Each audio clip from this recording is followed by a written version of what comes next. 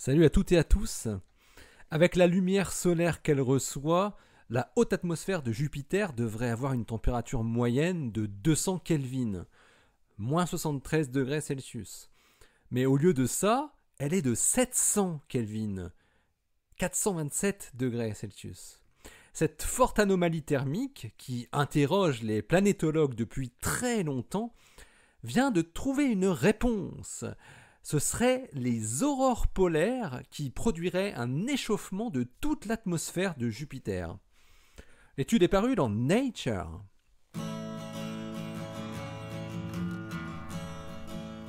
Astronomie, astrophysique, cosmologie, astroparticules. Ça se passe là-haut, par Eric Simon. James O'Donoghue de la JAXA et du NASA Goddard Space Flight Center et ses collaborateurs américains, britanniques et japonais ont exploité le télescope Keck associé à la sonde Juno et au satellite japonais Isaki pour étudier les transports de chaleur dans la haute atmosphère de la planète géante en lien avec les nombreuses aurores polaires qu'elle subit. Les aurores se produisent lorsque des particules chargées électriquement sont piégées dans le champ magnétique d'une planète. Ces particules, principalement des protons, des électrons et des ions légers, se déplacent en spirale le long des lignes de champ magnétique vers les pôles magnétiques de la planète, frappant ensuite les atomes et les molécules de l'atmosphère pour libérer de la lumière et de l'énergie. Sur Jupiter, les aurores les plus intenses sont induites par les particules qui sont émises par les éruptions de son satellite Io. Les chercheurs ont établi des cartes de température à haute résolution grâce au spectrographe infrarouge NIRSPEC, le Near Infrared Spectrometer, monté sur le télescope Keck 2 de 10 mètres. Ils ont mesuré l'émission des ions H3+, de l'ionosphère de Jupiter entre 600 et 1000 km au-dessus de la surface de pression de 1 bar, à partir de laquelle on peut déterminer la température d'équilibre, la densité et la radiance de la haute atmosphère. Combinées aux données sur le champ magnétique, fournies par les sondes Isaki et Juno, les données ont permis à O'Donoghue et ses collaborateurs d'observer une aurore au moment où elle envoie ce qui ressemble à une impulsion de chaleur depuis le pôle vers l'équateur de Jupiter.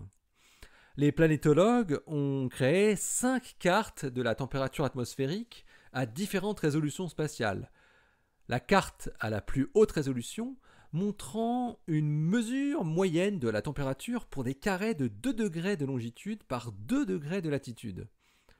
Ils ont scanné en tout plus de 10 000 points de données, ne cartographiant au final que les points dont l'incertitude était inférieure à 5%.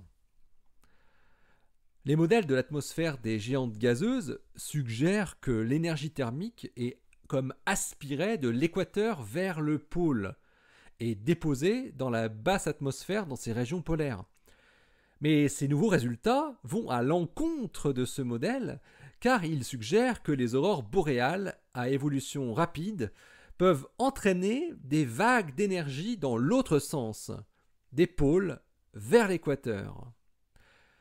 Les observations ont également montré une région de chauffage localisée dans la région subaurorale qui pourrait être interprétée comme une vague de chaleur délimitée qui se propage vers l'équateur, une preuve du processus conduisant le transfert de chaleur.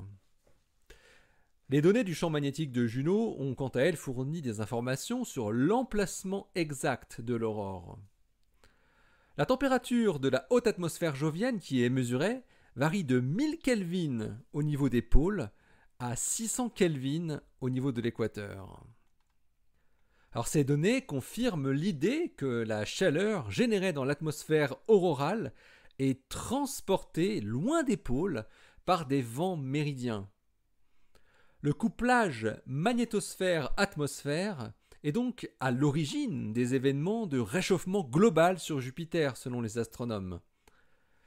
Il est à noter d'ailleurs qu'un gradient de température négatif similaire a également été récemment observé sur Saturne, c'est-à-dire un transfert de chaleur des pôles vers l'équateur. Par ailleurs, les observations avaient été scindées en 2 campagnes, la première en avril 2016 et la seconde en janvier 2017. Et des différences entre les 2 campagnes d'observation apparaissent. Les densités de H3+, de l'ovale auroral principal, et les températures globales étaient beaucoup plus faibles le 14 avril que le 25 janvier. Ce qui pourrait concorder, selon O'Donoghue, avec des projections d'un modèle d'interaction magnétique qui a été proposé en 2005 par l'un de ses co-auteurs, selon lesquels la pression dynamique du vent solaire sur la magnétosphère jovienne était plus élevée à cette dernière date, augmentant de fait les taux de précipitation des particules aurorales, donc l'intensité des aurores, et donc in fine le réchauffement global de Jupiter.